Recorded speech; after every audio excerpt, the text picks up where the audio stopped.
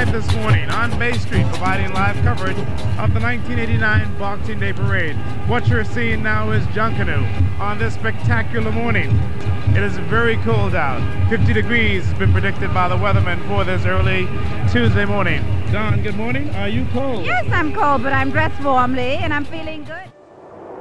The global climate is changing, and the change is being felt in the Bahamas. We haven't had that cold weather in a while.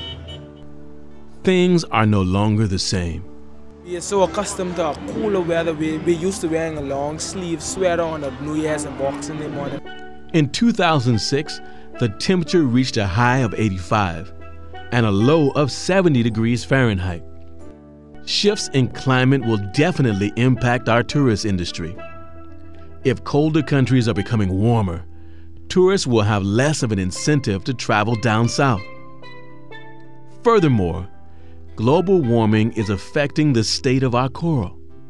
The water temperature has risen over the past 3 to 4 years. The coral is now deteriorating due to the warming in the climate.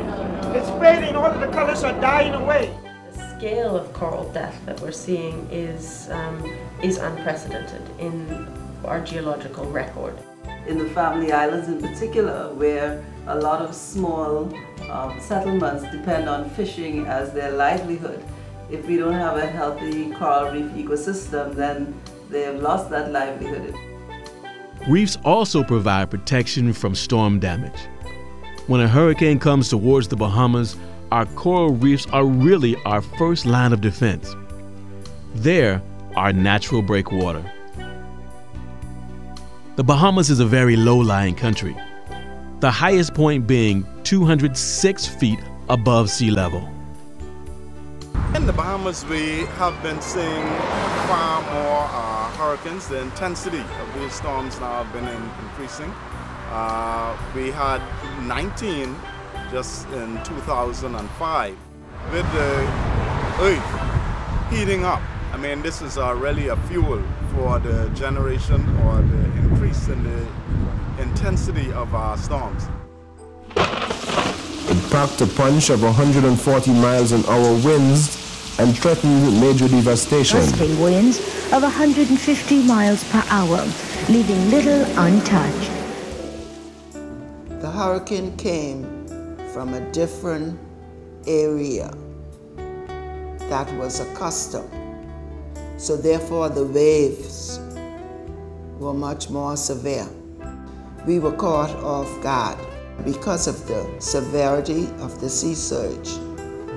With this whole issue of climate change is that things are no longer the same as they were before. We can't do things the same way.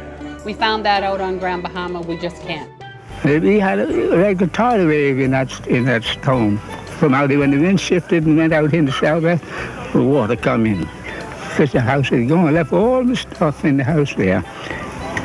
All the clothes and everything, because I didn't think it was coming to nothing like this. I don't know, you don't know, nobody knows what's going to happen in the next 5 or 10 years. Nobody knows what's going to happen.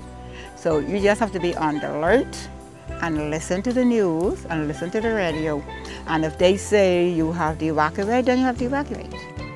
Red Cross is adapting to the change of the climate. Hurricanes are getting stronger. The Bahamas Red Cross is building its capacity to respond to disasters faster. We have to be ready. The climate's changing. We have to change too. Bahamians have this can-do attitude, and they can do. The Red Cross has become involved in the climate change dialogue and is working with others in all phases of disaster management. The climate is changing, and so are we. Be prepared. Join your community disaster response team.